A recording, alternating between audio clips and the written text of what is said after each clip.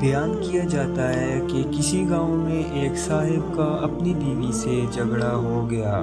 ابھی جھگڑا ختم نہیں ہوا تھا کہ اسی اثناء میں ان کے گھر مہمان آ گیا۔ خاوند نے اسے اپنی بیٹھک میں بٹھا دیا اور بیوی سے کہا کہ فلاں رشتہ دار مہمان آیا ہے، اس کے لیے کھانا بنا لو۔ وہ غصے میں تھی، کہنے لگی نہ تمہارے لیے کھانا ہے نہ تمہارے مہمان کے لیے۔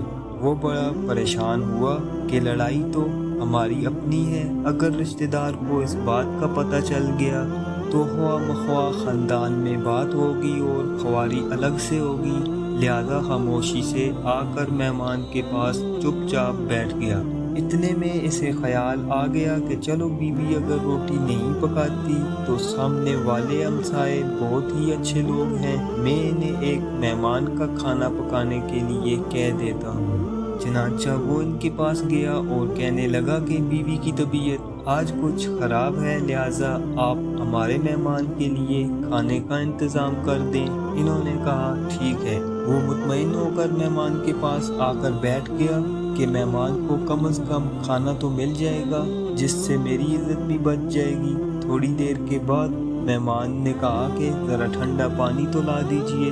وہ اٹھا کہ گھڑے کا ٹھنڈا پانی لاتا ہوں۔ اندر گیا تو دیکھا کہ بیوی تو زاروں قطار رو رہی ہے۔ وہ بڑا حیران ہوا اور کہنے لگا کیا بات ہے؟ اس نے پہلے سے بھی زیادہ رونا شروع کر دیا۔ کہنے لگی بس مجھے معاف کر دیں۔ اس کے خاوند نے کہا کہ بتاؤ تو صحیح، آخر تمہارے رونے کی وجہ کیا ہے؟ تم ایسے کیوں رو رہی ہو؟ بیوی نے کہا کہ پہلے مجھے معاف کر دیں، پھر میں آپ کو اپنی بات سناؤں گی۔ خیر، اس نے کہہ دیا کہ جو لڑائی جھگڑا ہوا ہے میں نے وہ دل سے نکال دیا ہے اور تمہیں معاف کر دیا ہے۔ پھر وہ کہنے لگی کہ جب آپ نے آ کر مہمان کے بارے میں بتایا اور میں نے کہہ دیا کہ نہ تمہارے لیے کچھ پکے گا اور نہ ہی تمہارے مہمان کے لیے کچھ پکے گا تو آپ چلے گئے، مگر میں نے دل میں سوچا کہ لڑائی تو میری اور آپ کی ہے اور یہ مہمان رشتہ دار ہے، ہمیں اس کے سامنے اپنے جھگڑے کی پول نہیں کھولنا چاہیے۔ چنانچہ میں اٹھی کہ کھانا بناتی ہوں۔